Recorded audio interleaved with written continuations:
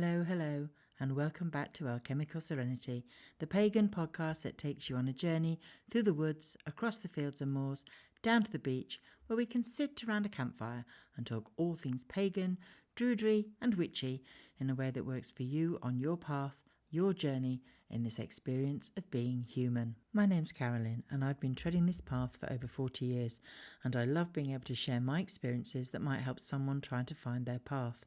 If you are already a subscriber, then thank you for being here again. But if you're new to the channel, welcome. Grab a seat, your AirPods, maybe some headphones, and a cup of your favourite brew. Sit back and listen in as I tell you about today's herb, which is chamomile.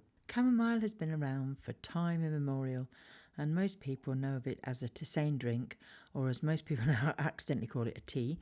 So let's have a look into this gorgeous plant and exactly what we can do with it. Now, history and folklore. The ancient Egyptians knew a great thing or two, didn't they? They used chamomile to treat malaria caused by mosquitoes. And for someone who has been bitten on the Nile by the little blighters, I wish I'd had some chamomile lotion, or, to be fair, just a couple of bags in a tisane would have been fantastic to bathe in. Now, the ancient Egyptians also associated chamomile with their sun god Ra, and I suppose you only have to look at the plant to see why, with that little super sunny daisy head. Apparently, they did use it in the mummification process, but for someone who's actually studied Egyptology, I've never come across that yet. But anyway, I will take it that sources that I've read it from could possibly be true. In ancient Greece, chamomile was also linked to the sun god Helios, and later in the Greco-Roman era to Apollo, who was also the god of healing. Now, the Romans spread chamomile around their temples, and they hung garlands to repel negativity and any harm that was sent their way. It's also associated with Lu, the Celtic god of sun. Again. It's hardly surprising, is it, really? And it was apparently mentioned in the Old Testament as a soothing herb. It has been called maiden, which means good mother in Old English, and monks during the Middle Ages developed gardens around the abbey, and they would have used this plant quite frequently. Sir Francis Drake is believed to have played his pre-Armada game of bowls at Plymouth in 1588 on a chamomile bowling green, and wreaths of chamomile were hung on Prussian houses on St. John's Eve against thunderstorms. Now, Peter Rabbit is believed to have drunk some chamomile tea after an overindulgence in Mr. McGregor's radishes and beans, and it was thought that even just smelling the plant was a therapeutic energy and a lovely smell to comfort the brain, which was an old Scottish saying. Now, gamblers would wash their hands in chamomile solution, probably, a simple tisane or tea to attract prosperity. And back in the day, the herbs would have been chopped up and added to a butter to use as a salve on the skin. In Chinese medicine, it's used for relief and anxiety. And in the language of flowers, chamomile is given as a gift to express well wishes for a speedy recovery from illnesses. Now, in fortune-telling traditions in Slavic culture, chamomile is used on Midsummer's Eve rituals for fortune-telling, particularly in matters of life and love. And because it's pollinator friendly, the chamomile flowers are a favourite among all the pollinators like the bees and butterflies, playing a crucial role in our ecosystem. And last but not least, there is a little rhyme that goes, a chamomile bed, the more it's trodden, the more it will spread. And I think that's pretty much normal, isn't it? Kick the seeds about a bit, away it comes. And there was actually something I did spot the other day, was that officially declared in 1998, it's Russia's national flower. So there we go. That's a little bit of history on the chamomile plant. Now, in the UK, two chamomiles that we know of are the Roman chamomile, which is Chamomile nobile, taken from the Greek for earth apple, which is derived from chamai, meaning on the ground, and melon, meaning apple. And it's so called because of the apple-like scent of the plant. And the German chamomile, which is Matricaria chamomilla, is taken from the word matrix, which is meant, I think, means womb, as chamomile has long been associated with helping with PMS, maybe. There is also a fake chamomile called Matricaria discoidea. Now, I think this is commonly known as pineapple weed or disc mayweed, rayless mayweed. It's an annual plant native to North America, but it was introduced over here across Europe, where it grows as like a common herb in fields and gardens and roadsides. Now, to be fair, I actually see this quite often, just growing in the cracks in our pavements. So, we do see it here, but it's not, I suppose it's not as common anymore as it used to be when I was a lot younger. Now, both German and Roman plants have similarities and are often confused as they both contain the essential oil chamomile. The German chamomile contains a higher concentrate.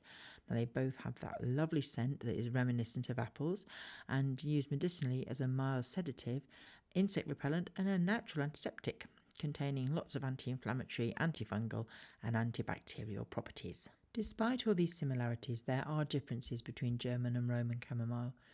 Roman chamomile is also known as English or Russian chamomile and is a low-growing perennial, and it's mostly grown commercially in Argentina, England, France, Belgium and the United States.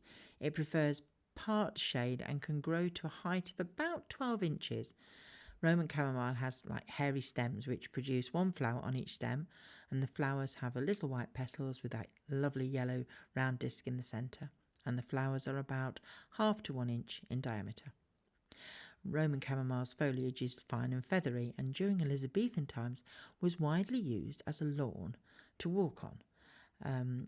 Because it was so low, they're lawned areas where one would take one's walk of an afternoon, because it would smell lovely underfoot. Now I'm just wondering, do you think they actually walked on these, had these chamomile lawns put in place? And I know that they've used thyme as well in lawns, but did they walk barefoot? Or did Queen Elizabeth I, good Queen Bess, have her lovely silk shoes on and take her afternoon perambulate across the lawn with her shoes on? I'm just conjuring up an idea here. What would they have done? Would they have just walked across it, and it would make their feet smell lovely, wouldn't it? I mean, your feet would smell of apples. My mind's wandering all over the place now, wondering what would the Elizabethans have done? German chamomile, let's move on, shall we, is an annual which does like to self-sow. So if you are looking to grow it, ensure you keep it in the right place, as it's just going to drop seeds. It's more upright plant and grows to about 24 inches tall and does not spread out like the Roman chamomile. German chamomile also has the fine fern-like foliage, but its stems branch out and it bears the flowers and foliage on these branching stems. It has the little white petals again, which droop down from the little hollow cones, and the flowers about the same size, obviously again, up to 1 inch in diameter. And German chamomile is native to Europe and Asia and is cultivated for commercial use in Hungary, Egypt, France and Eastern Europe.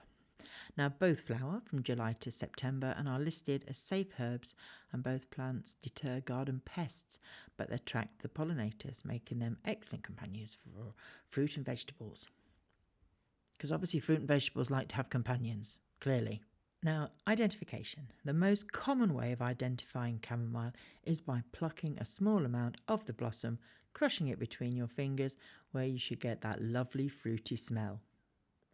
Now, it thrives in open, sunny locations on a well-drained soil, and it doesn't really tolerate excessive heat or dry conditions. So if you are going to grow it in the garden, keep an eye on it, and especially in pots, because pots can dry out so quickly, can't they? I've grown them in pots in my garden quite successfully and got plenty to make tea with, but you do have to keep watering them. So growing chamomile in your garden, now you can propagate from seeds. I always suggest you purchase organic seeds, as you're then, because you're going to ingest this at some point. You really, and through a tea, anything you're going to ingest, you don't really want to think that somewhere along the line something has been used in the cycle of the mother plants that is not particularly nice and could be a bit toxic. So I always go for organic. And then if you keep it as organic as you can yourself, then you're not going to have to worry too much about what you're ingesting. So plant your chamomile out in full sun or partial shade, But obviously, like I've said before, keep it well watered in hot periods. Now, if you have made that liquid fertilizer I mentioned in my previous podcast on nettle, then you can probably use it on the chamomile. You see? Useful tips. Continue to remove the flower heads as you're going along through the summer. If you leave them, the plant will go to seed, and then you're going to have a lot of seed, and you won't have used your flowers up to make your lovely teas. And obviously, if you do want it to self-propagate, then you're going to need to leave a few seeds, but you don't want to lose all of the plant before. Just keep removing the flower heads and more will grow. Now, you can grow these plants direct from the seeds to a plant pot. If you're not potting them into or putting them straight into the garden, if you've got limited space, which is also useful. If you want to have them near the house, then it's easier for picking them. And I did read that it's often called chamomile the plant's physician, for the reason that if chamomile grows with any other plant, it will help that plant to thrive. So when I've sort of mentioned before about companion planting, if you've got a plant that isn't doing particularly well, then stick some chamomile in with it, and apparently, boom, it will make your plant grow. Uses of chamomile are for culinary purposes. You can use the dried flowers in a tisane for anyone who suffers with flatulence or dyspepsia and other stomach problems. It's also a mild sedative, it's a powerful antiseptic, and it's a tonic for poor appetite. Cosmetically, you can use the dried flowers for lightening blonde hair. You can use it to make a skin cleanser, and it softens rough skin. Now, domestically, you can actually use it as a dye, because the dye apparently comes out like an orange or deep brown. And the Spanish sherry named manzanilla means apple, and it's actually flavoured with chamomile. Edible uses would be collect the flowers and leave and the leaves for medicinal use, but the flowers make obviously the best tea. They've got that lovely apple flavour as well when you're drinking it, and the leaves have a bit more of a grassy flavour. You can make a nice liqueur, obviously, from the chamomile flowers by using vodka if you wish to. And for medicinal use, chamomile is most often taken as a tisane or a tea, but you can also make a tincture. Or I think you can, if you're into your medicinal, making more medicinal stuff with herbs, then you can do the dried capsules, and with the herb to make those as well. So digestive issues, if you have got digestive problems, then chamomile obviously relaxes your muscles, and obviously the digestive muscles, when they're all flared up and you've got bloating or gastritis, any abdominal pain, it's great for that. And apparently it's really good for Crohn's disease and irritable bowel syndrome. Now, colic, again, we've all suffered with colic and IBS, and chamomile is known to be safe to use with babies. Apparently adding a cup of tea to baby's bath at night is nice and soothing, and it will help with sleep. And there are also some homeopathic granules available for teething babies. Now, I've used these, and they're actually quite good. They came in like a little packet of granules, and you just put them, on your baby's tongue, or put sort of on your finger into their mouth when they were teething, or try to get them round their gums. And they did take a lot of the inflammation down. They were quite useful. If you've got muscle aches and pains, the antispasmodic action of chamomile relieves muscle tension. It soothes any aching muscles and all those horrible body aches that we have. And it's also very good for insomnia as a sedative. And 1 cup of chamomile tea taken at bedtime or during the night can help with sleep. And if more help is needed, then perhaps using a tincture. You can make eye washes if you've got any eye problems by dissolving 5 to 10 drops of a chamomile tincture in some boiled water, and then cooling it off and making or using a chamomile tea, and that can relieve eye strain and treats infections. And I always sort of say this sort of thing, double check it on the internet or with a herbalist. And I'm waffling on about all these things you can do with it, but as I've said before, I'm not a herbalist. I just take all my information from all the notes that I've written in hundreds of journals over the years.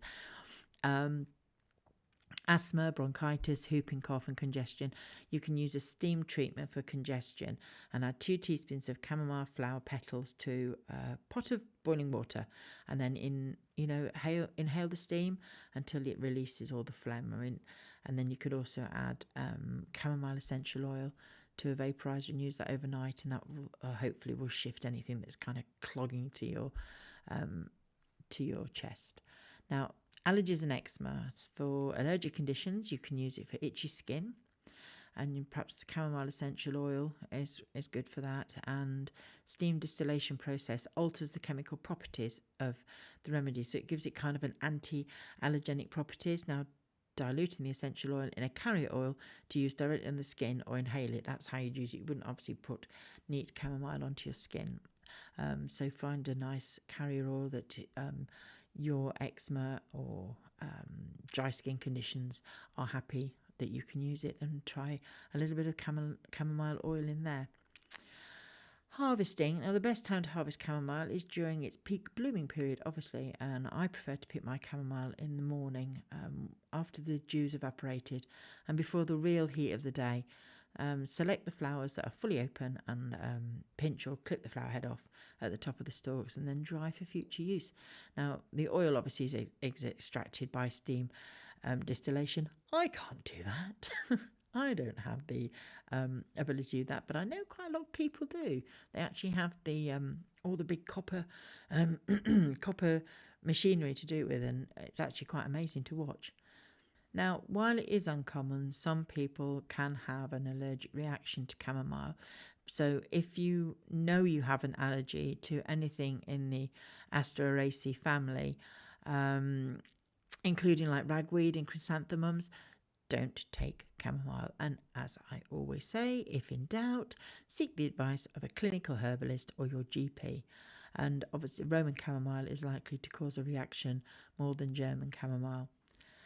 So, if you have got this far and you're still with me, then can I just stop for a second and ask, if you haven't, would you like to subscribe to my channel? Now, I cover all things pagan and more based on the Druid philosophies and mysteries rather than Wicca with witchcraft.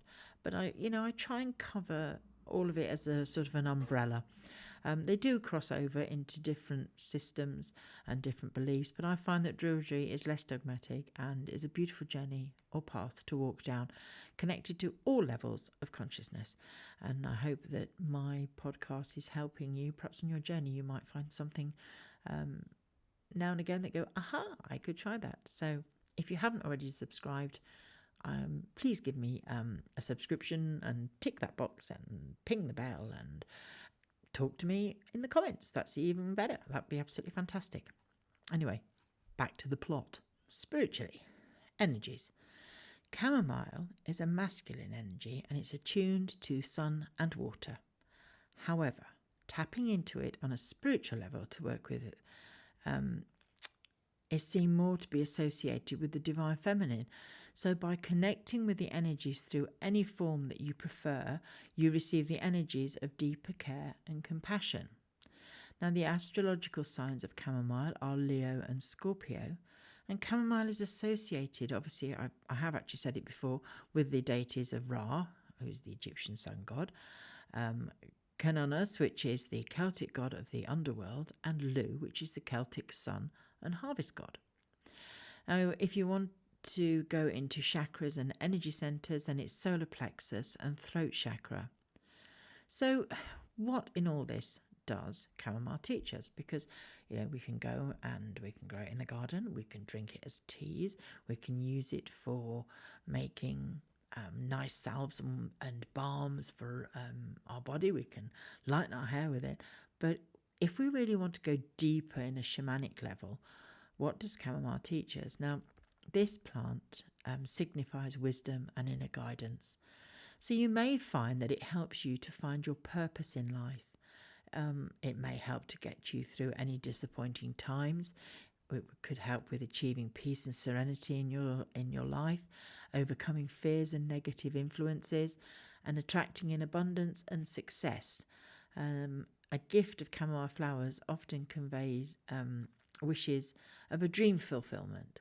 So If you want to incorporate chamomile into your practice of whatever you do each day, it will bring around peace and tranquility when you're feeling stressed, anxious, or overwhelmed.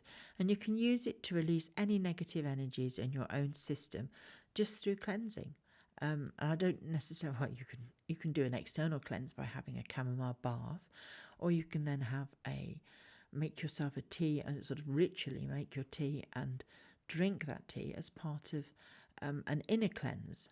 You can wash your hands with it, or you can have a full-on chamomile bath before you do any magical workings, rituals, etc. To help you bring about any intentions or anything that you want to work on with yourself, or if you like doing spell work, you could pop a sachet of chamomile under your pillow to bring around positive dreams, and add some mugwort if you'd like to receive prophetic dreams. If you like to be able to remember your dreams so that you can wake up the next morning and think, okay, I can write that down, I've remembered what that is, then you could use chamomile in a little sachet with mugwort under your pillow. Use chamomile also to attract love into your life as it opens up your vibrations. You can sprinkle dry chamomile around the home to remove negative energies, and brew a really strong tea and sprinkle this too to act as a metaphysical barrier. Now, I wouldn't suggest, to be fair, that you sprinkled a very strong tea on your carpets if you have them, or any rugs, or flick them on your curtains by the window. I would suggest, if you wanted to do a barrier around your house against negative energy, then intentionally I would suggest making your tea, and as you're making that tea, think about the intention of it being a barrier to repel any negative energy that perhaps, if you feel as if you've got some coming your way and you can feel that sticky, horrible energy, and then walk around your house. If you have a property, you can go around and you can walk around it clockwise to repel the energy, or just put some at the front, some at the back if you can't get all around your house. You can take a sea salt and chamomile bath with essential oils. If you don't have a bath, make up a little sachet that you can hang from the shower head to get it wet and move it around your body. And if you have chamomile incense sticks, or perhaps you make your own cones, use them in the morning for rejuvenation and at night for relaxation. If you create a chamomile altar, you could place them on your sacred space. You can include fresh or dry chamomile flowers on there. That would be really lovely. Then you could make some chamomile candles. You could try wearing it as a kind of perfume. Chamomile can be powerful for promoting not only relaxation but obviously spiritual connection. If you try wearing it as a perfume, just a few drops in a carrier oil of your choice in one of those roller balls, and it can also ward off any negative energies that are coming your way. If you want to make an incense to burn on the charcoal discs, you can use some dry chamomile, but also give it a bit of a boost with some angelica, black pepper, juniper, sage. And if you want to protect your area, bay leaves and mugwort. Use lavender to bring about peace and protection. So that's my walk through the lovely uses and energies of chamomile. Now, I know there'll be more than one or two things I've probably missed out, or I don't even know about. So if you'd like to share in the comments anything you do with chamomile, that would be fabulous. The more you work with plant, the more you benefit, especially if you are growing it yourself from seed, or it's self-seeded in your garden. You and the plant are already working together energetically if you have drunk some tea from your own plant, or perhaps you've used it to help you connect to the plant. Take time to meditate with chamomile and learn more about it and how it can work with your system. All plants have a purpose to help us heal and transform, and it just takes time to sit, be still, and listen to the plant and its wisdom. The more you can spend just a few minutes connecting with earth energies and with the plants to help you, this will help you heal it, and just listen to what the plant has got to tell you. Plants are just waiting. They are incredibly patient. So let me know how you get on, and if you have a favourite plant to work with, just let me know in the comments below. It doesn't have to be chamomile or nettle that I've already talked about. You might have one that you like to spend your time with. Thank you for listening in, and thank you also to my Patreons for your support and for buying me a coffee. All I have to say now is thank you once again for joining me, and have a wonderful week, and I will see you again very, very soon. Much love and light. Bye for now.